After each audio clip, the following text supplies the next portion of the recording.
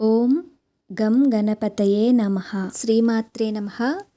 ప్రతి నెల సంకష్టహర చతుర్థి చేసుకుంటున్నాం కదా. ఈ సంకష్టహర చతుర్థి మాఘమాసం ఫిబ్రవరి నెలలో ఏ రోజున వచ్చింది, అలానే చంద్రోదయ సమయాన్ని కూడా తెలుసుకుందాము.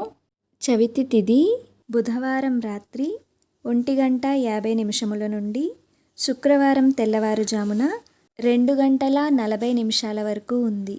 గురువారము చంద్రోదయ సమయానికి పూర్తిగా ఉండటం వల్ల సంకష్టహర చతుర్థిని గురువారం నాడు చేసుకోవాలి. ఫిబ్రవరి 5 గురువారము సంకష్టహర చతుర్థి. చంద్రోదయ సమయం వచ్చి రాత్రి 9:09 అయితే ఈ చంద్రోదయ సమయము అనేది ప్రాంతాన్ని బట్టి మారుతూ ఉంటుంది.